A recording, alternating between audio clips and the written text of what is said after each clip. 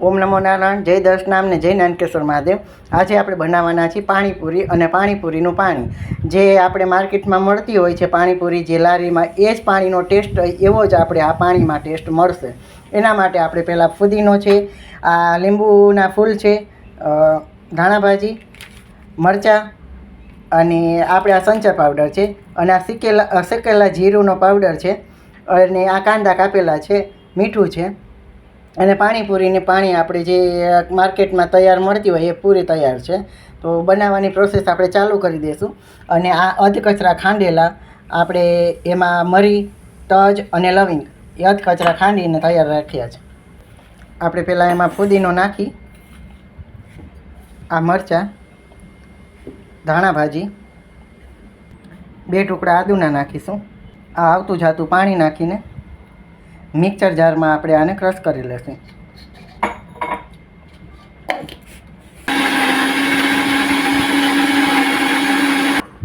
1 litre પાણી આપણે લેશું ઠંડુ, જે ફ્રીજમાં આપણે બોટલ મૂકેલી હોય ઠંડી એ જ લેવાની।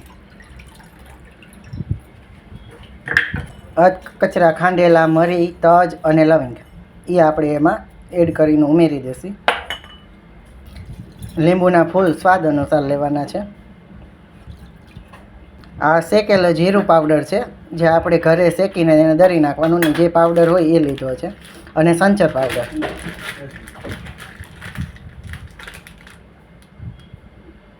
હવે એમાં આપણે સંચર પાવડર ઉમેરશું અને સ્વાદ અનુસાર મીઠું। અને જે આપણે આ મિક્સર જારમાં જે આપણે આ તૈયાર કરેલો પેસ્ટ છે એ ઉમેરી દઈશું। ફુદીનો, મરચાં અને ધાણા ભાજીને આદું,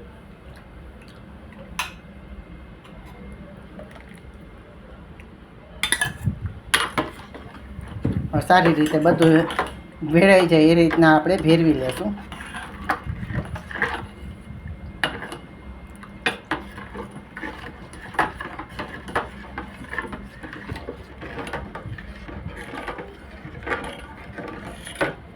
તો આપણે જે માર્કેટમાં લારીમાં જે પાણીપુરીનો ટેસ્ટ આવે એ જ પ્રકારનું આ પાણી તૈયાર બનશે આ રીતના।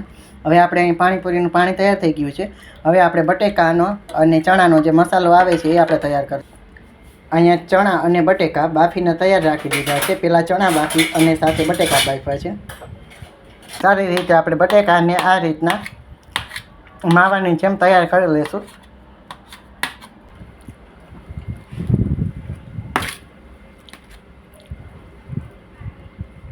આપણે જે પાણીપુરીની પૂરી તૂટેલી ફૂટેલી હોય એ આપણે આ મસાલામાં આ રીતના તોડી અને એમાં ભભરાવી દઈશું। સ્વાદ અનુસાર મીઠું, પછી આપણે એમાં ચટણી પાવડર, જે તીખા લાલ ચટણી પાવડર આવે છે જેવું આપણે તીખું ખાઈ શકીએ એ પ્રમાણે ચટણી લેવાની। સ્વાદ અનુસાર સંચર પાવડર। હવે આને આપણે સારી રીતના ભેળવી લેશું।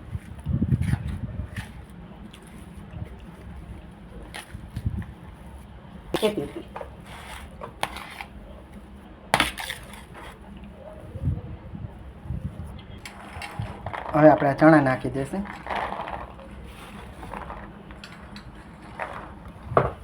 આ રીતના મસાલો તૈયાર છે આપણો આ પાણીપુરીનો મસાલો। આ રીતના આપણે મસાલો પાણીપુરીમાં ભરીને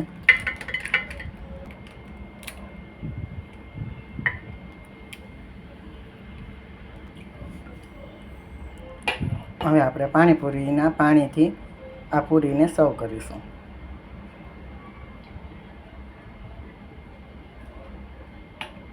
માથે કાંદા।